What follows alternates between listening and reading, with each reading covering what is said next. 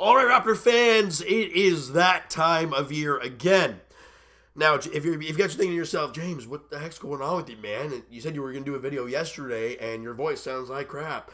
What happened? Well, if you guys follow the TO Sports Talk Twitter, the link is in the description for it, by the way. I tweeted out yesterday saying my voice was shot and I couldn't do videos. It was just, I physically couldn't. If you guys could stand here and listen to this, then I'd be okay. You guys would be just fine. But I don't think you could do that.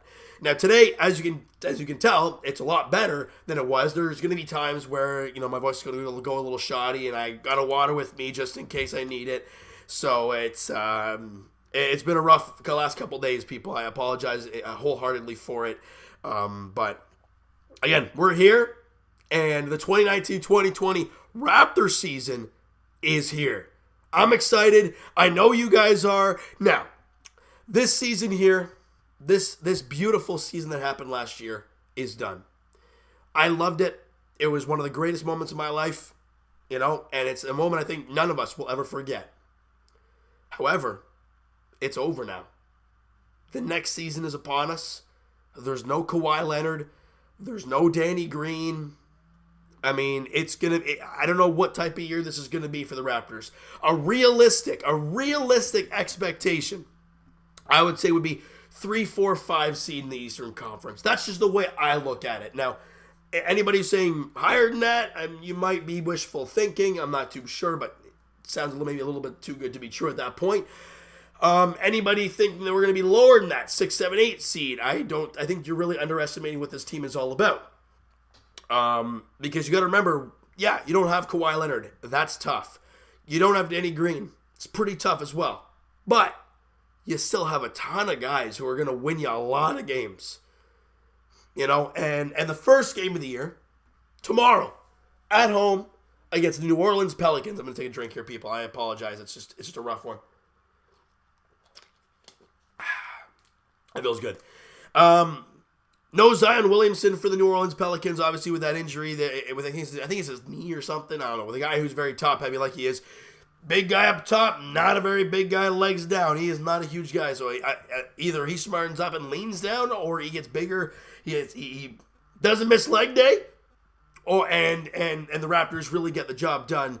And really, with Zion Williamson, you got to find a way to keep that guy healthy because he's a generational talent. He's a really, really great guy. But the moment that guy goes down with an injury, I don't know. It doesn't look too good for him. Now, let's talk about the Raptors because you know what? This is what we're here to talk about. We're talking about the season preview. We're here to talk about what this 2019-2020 Toronto Raptors season is all about. It's the big moment right here. Now, as I said, your main guys are still here. Kyle Lowry, Marc Gasol, Pascal Siakam, And for Pascal Siakam, you're looking for him to take that huge next step, right? With now having the big contract with the max deal, really, you'll want to see him become that complete player. Now, we saw last year some really good signs from Pascal. He improved in so many different ways. You'll want to see him take that next step. You want to see him, I guess just improve in every aspect and be a better basketball player this year. I think he can do it. I know you guys believe he can, and heck, the Raptors organization clearly believes he can do it. So I think for Pascal, the sky's the limit. The problem is he's going to be the face of everyone's game plan. They have to shut down Pascal, and then it should be an easy game from there. People are probably going to think so. For Pascal, he's going to find a way to win other ways. It's not going to be easy at times. He's going to have some troubles at times, but overall, I think he's going to be just fine. All right. Now, there's lots of other guys on this team that you need to see breakout years from. A guy like Norman Powell. We've seen some great flashes. You've seen some signs of absolutely awful. You saw some really good signs in the playoffs last year, but you saw some really bad moments in the playoffs from Norman Powell. So I think for him, this is his time to shine. He's the starting shooting guard on the Toronto Raptors. You're going to be given that spot. No one else is going to take that spot, at least for right now. And for Powell, I think you got to see some good things from him. I mean, nothing, no ifs, ands, or buts about it. He's got to take that next step. Fred VanVleet, another guy who you need to see take that next step. A guy that you've seen some really great things, especially since his kid was born there in the playoffs. But now you want to see him take that next step and be great for 82 games plus playoffs. That's what you want to see from a guy like Fred VanVleet, because we keep hearing about him. Sorry, guys. We keep hearing about him being the guy that's going to take over for Kyle Lowry when he's done. I haven't seen enough yet to make me feel okay with that. Yeah, we've seen some great things from VanVleet. People are like, what are you talking about? Freddie V, baby. Steady Freddie. Yeah, I get that. The names are cool, but we have not seen him perform in over an 82-game schedule consistently. And for Kyle Lowry, that's what you see. Game in, game out. He's going to find ways to help your team win. Plain and simple. A guy like OG Anunoby, I think, is under a lot of guys, radars of like a guy that you need to see take that next step. OG Anunoby, a guy drafted a couple years ago now. I think it's 2 or 3 years ago now. I think it's 3 years ago now. And a guy that had a lot of hype behind him. And excuse me, guys, got to take another drink here. It's killing me. A guy that's been compared to Kawhi Leonard, the young Kawhi. We keep hearing all this craziness about OG Anunoby, and you see some great things from him. But you want to see him take that next step. You need it. And for this year, again, guys like VanVleet, OG, Norman Powell are guys that you need to see, jump, that you need to see them improve, get better in every way of the game. And for guys like that, look, the way this team is going to succeed is through those guys. I know Lowry, I know Siakam and Gasol and guys like that. But the guys that were, they're young and they're still improving and haven't proved anything yet, you want to see that. And speaking of proving and getting an opportunity, my boy, and everyone's boy now it seems, Terrence Davis. I mean, look, he's probably going to be I'm hoping and praying he's the backup to Norman Powell and he comes off the bench and does an amazing job, because that's just what he's going to do. He's going to give you that energy game in, game out. I love what I've seen from Terrence Davis in the preseason. I know everybody has. Everyone's been impressed with what we've seen from Terrence Davis. An undrafted free agent that has come on the scene and just really played well. He's done an amazing job in preseason. But again, you want to see it in the regular season. And we're going to get that first taste there tomorrow with him. Guys like Stanley Johnson, Rondé Hollis-Jefferson, ideally the two, big free agent signings for the Raptors. Very underwhelming preseasons. Very underwhelming. And I don't know what this means for these two players, where they're going to fit in this team in the regular season. I don't know what's going to end up happening. I'll leave that up to Nick Nurse and the coaching staff.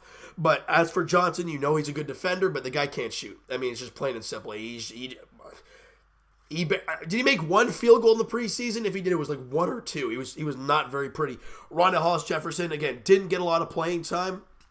But, again, a guy that I really believe can make an impact in this team when healthy and when he gets an opportunity to play. But, again, when you're out there, you got to play well. You got to be consistent. And we have not seen that from Rondé Hollis-Jefferson quite yet, okay?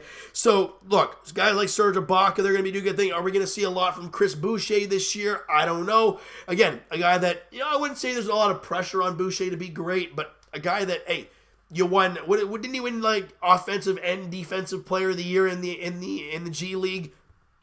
You can't do that stuff and not make an impact in the NBA. You just can't do that. Because if you do, then clearly you're just it's like being great in the American Hockey League in hockey and not being good in the NHL.